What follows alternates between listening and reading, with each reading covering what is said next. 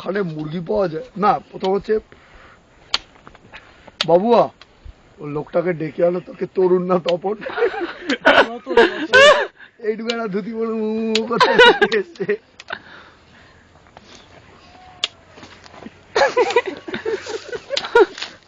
খানে মুরগি পাওয়া যায় পাস না আর কেউ আসবে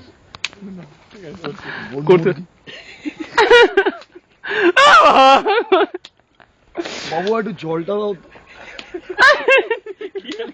জল বেশি হলে গাছ চুড়ে তাতেই ঢাল। এবার জলটা বুদ্ধ না না বুদ্ধ না বুদ্ধ না তাতেই ঢাল। জলটা দিয়েছে। আমি ঘুমাচ্ছিলাম, মুখের মধ্যে কম্বলটা দিল ছুড়ে। কি হলো বল? তুই বড় পদ বড় সুভাষ গমে নেনো চড়ো নেনো। তারপরে হচ্ছে তাতাই ঢাল। আরে কি জলটা? আচ্ছা কতটা জানানোর জন্য ন্যাকামি করছে, বেশি হলে গায়ে ছিটিয়ে মারছে।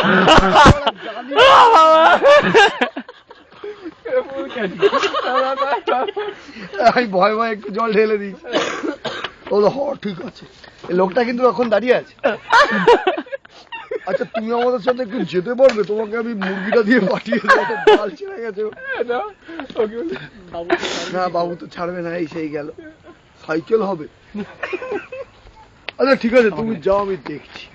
লোকটা আগে ভাবলে পাতা কোটটা কেড়ে বা চলে গেল। আমি আবার 5 মিনিট কি হলো মাংসের কি তোরা তো কিছু বললি। ও বাবা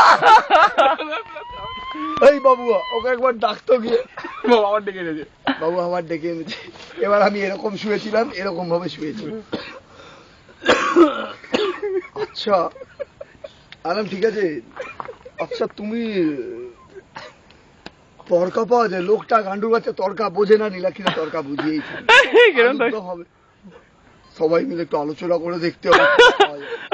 তুমি যাও, রাজারা প্রজাদের সাথে এইভাবে কথা বলে না। আবার চলে গেলাম। খাবার ঠিক করতে পারছো না তো কোন দেবে? আমি জানি না, তোরা বল কে বলা। তারপরে আমি বললাম যে ভাই ও চানে গেছিল, আমি বুদ্ধ গেছি, বুদ্ধ আলুর দম আর ইয়ে হবে।